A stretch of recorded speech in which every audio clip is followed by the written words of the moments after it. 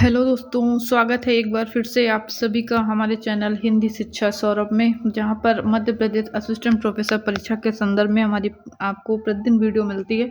आज के उसी क्रम में हम लेकर आए हैं त्यागपत्र उपन्यास।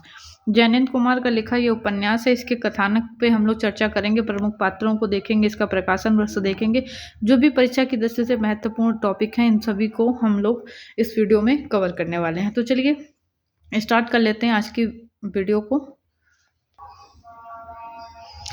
तो इस उपन्यास की अगर बात करें, जयनेंद्र कुमार के प्रसिद्ध उपन्यास त्यागपत्र की, तो इसका प्रकाशन वर्ष 1937 है। ठीक है, इसके पहले हम इस उपन्यास की चर्चा करें, हम जयनेंद्र कुमार के अन्य उपन्यासों पर भी थोड़ी सी चर्चा एक बार कर लेते हैं।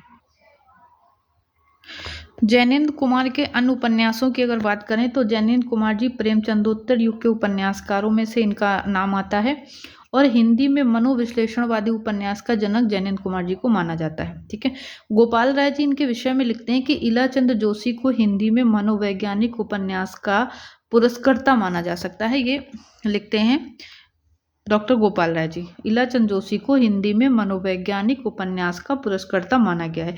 इनके प्रमुख उपन्यासों की बात करें तो क्रम से इनका आपको याद रखना है, उसका विषय वस्तु भी याद रखना है। तो ये पहला उपन्यास इनका जो है, इस क्रम में अगर याद रखेंगे, परख 1929, प्रेम का आदर्शीकरण इसमें मिलता है। सुनीता 1934, श्रीकांत, सुनीता और हरिप्रसन्न के मनोभावों का विश्लेषण है। जो त्यागपत्र है जिस पर अभी हम चर्चा करेंगे, 1937 इसका प्रकाशन वर्ष है। स्त्री के विद्रोही व्यक्तित्व का चित्रण मिलता है। कल्याणी 1939, विवाह के पश्चात की समस्या का चित्रण है। सुखदा 1952, नायिका सुखदा के मनोभावों का विश्लेषण है।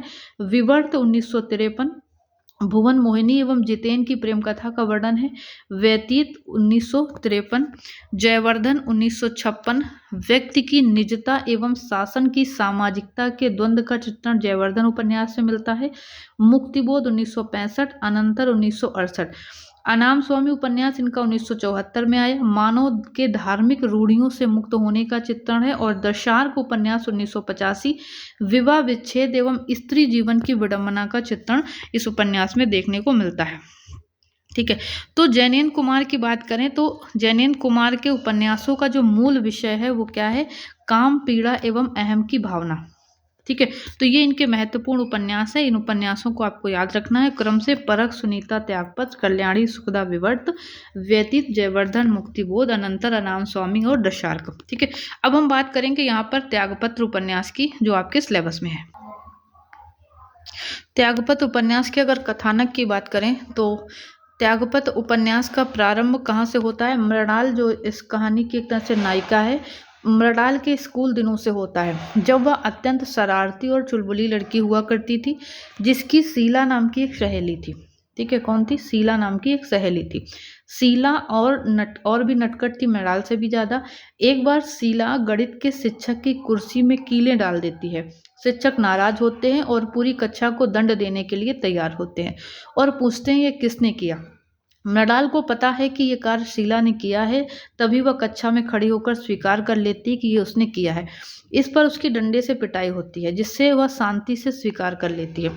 मृणाल की आत्मपीड़ा की ये पहली तस्वीर है जो उसकी सहेली को ये दंड मिलता है।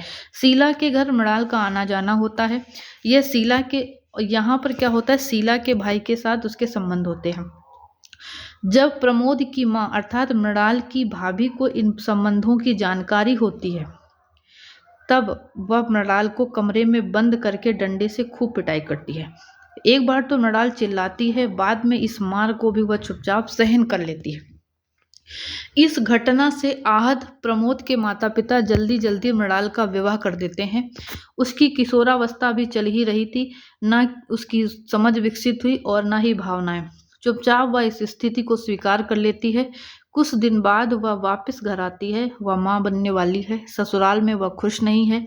वह ससुराल जाना नहीं चाहती क्योंकि उसका प्रौढ़ पति उसे बेंतों से पीटता है। दोबारा ससुराल जाने पर कुछ दिन बाद पति उसे घर से निकाल देता है और उसकी नवजात बच्ची की मृत्यु हो जाती है।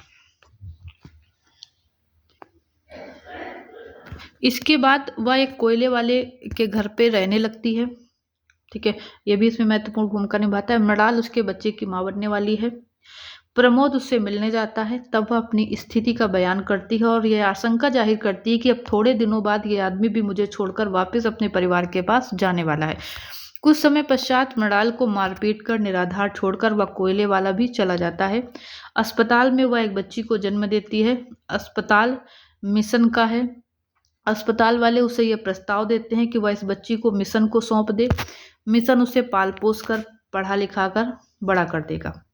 वे मृणाल को भी ईसाई धर्म स्वीकार करने की सलाह देते हैं, उसे नर्स की नौकरी देने का प्रलोभन भी देते हैं और मृणाल उनके इस प्रस्ताव को ठुकरा देती है और बिना किसी के सहारे के वहां से चली जाती है।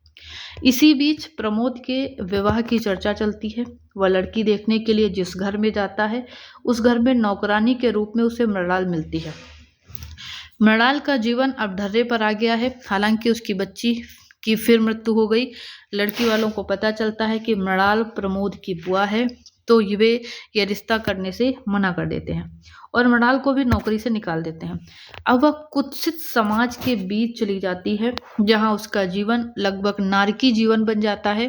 प्रमोद फिर प्रयास करता है कि मृणाल उसके साथ उसके घर चली चले। कोयले वाले के यहाँ मिलने पर भी प्रमोद प्रस्ताव रखता है, परंतु मृणाल कहती है कि वह घर तुम्हारा नहीं है, तुम्हारी माँ का है। अब प्रमोद की माँ की मृत्यु हो चुकी है। प्रमोद भी बड़ा वकील बन गया है। तभी मृणाल उसके प्रस्ताव को ठुकरा देती है। वह प्रमोद को कहती है कि वह अपने रुपए इस बस्ती के लोगों पर खर्च करे। यह वह नहीं कर पाता है। समय बीतता जाता है। प्रमोद वकील से जज बन जाता है और एक दिन पता चलता है कि उसकी बुआ मृणाल मर गई। प्रमोद के मन में भी पश्चाताप जागृत होता है और वह जजी से त्यागपत्र दे देता है। जज के जो पद होता है उसे त्यागपत्र दे देता है और यहाँ आकर उपन्यास समाप्त हो जाता है। ठीक है, तो इस कथा के भीतर ही समाज चिंतन, पात्रों का जीवन, उनका व्यक्तित्व सब चित्रित होते रहते हैं। यही इस उपन्यास त्यागपत्र का कथानक है। इस उपन्यास के अगर पात्रों की बात करें तो इसमें आपने पात्र सुना, प्रारंभ में मृणाल, प्रमोद, शीला उसकी सहेली, प्रमोद की माँ, पिता और ये जो कोयले वाला, ये प्रमुख इसके पात्र होते हैं। ठीक है, तो ये इसका कथानक है और स्त्री जीवन की विडंबना और उसकी जो चीज़ें हमने इसमें देखी, और ये एक मनोवैज्ञानिक उपन्यास है और इसके कुछ महत्वपूर्ण बिंदुओं पे हम बात करते हैं। ये उपन्यास आत्मकथात्मक, डायरी और संस्मरणात्मक शैली में लिखा हुआ उपन्यास है। ठीक है, प्रमुख पात्र हमने बताए, मृणाल जो प्रमोद की बुआ होती है, प्रमोद की माँ, पिता, स्कूल का शिक्षक, शीला का भाई और राजनंदिनी, कोयले का बनिया, शीला का, ये सारे प्रमुख पात्र हैं। और नारी प्रधान उपन्यास है। ये उपन्यास अनमेल विवाह के दुष्परिणाम की कहानी कहता है और ये एक उपन्यास में जैनेन्द्र जी का दार्शनिक रूप भी हम इसमें देख सकते हैं। एक नारी के अतृप्त जीवन की करुण कहानी सच्ची घटना के आधार पर इसमें लिखी गई है। यही उपन्यास का मूल सार है। तो मिलते हैं कल फिर एक वीडियो के साथ, जिसमें अभी हम पाठ्यक्रम के संपूर्ण उपन्यासों को एक वीडियो में कवर करने वाले हैं। तो मिलते हैं कल फिर एक नए क्लास के साथ। Thank you.